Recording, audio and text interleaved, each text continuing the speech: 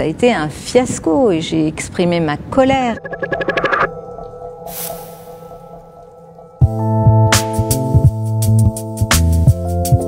Être maire de Paris, c'est être et très résistante et très résiliente. Donc bien sûr que c'est dur, mais je ne suis pas là pour avoir des états d'âme. Je suis là pour écouter, pour porter aussi des politiques et surtout pour agir parce que je suis une femme d'action.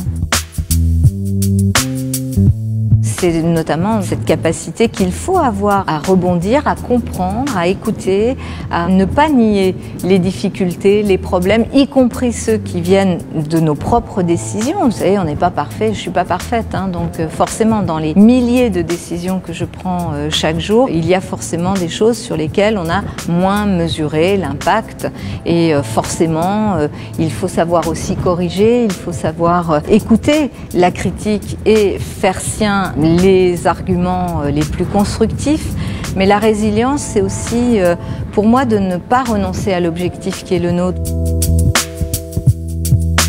La loi m'imposait, m'obligeait à passer à un nouveau marché et il se trouve que l'entreprise qui a gagné ce marché n'a pas été au rendez-vous et que ça a été un fiasco. Mais je pense que d'ici la fin de l'année, on sera vraiment dans une situation qui sera proche de ce qu'a été Vélib au meilleur moment du service précédent.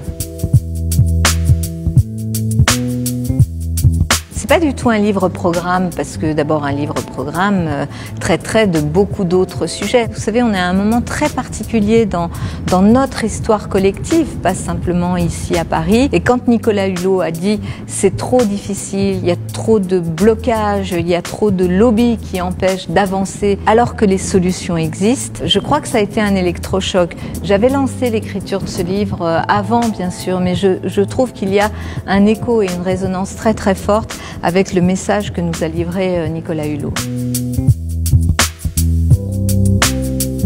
D'abord, c'est un mot que je n'aime pas parce qu'il signifie des choses très particulières et je pense que d'ailleurs peu d'entre eux s'adressent à moi de cette façon-là. Mon rôle, et ce n'est pas facile bien évidemment, mais c'est de dire bien sûr que c'est dur, bien sûr que c'est compliqué, bien sûr que ça signifie qu'on doit changer nos modes de vie, mais il faut y aller maintenant.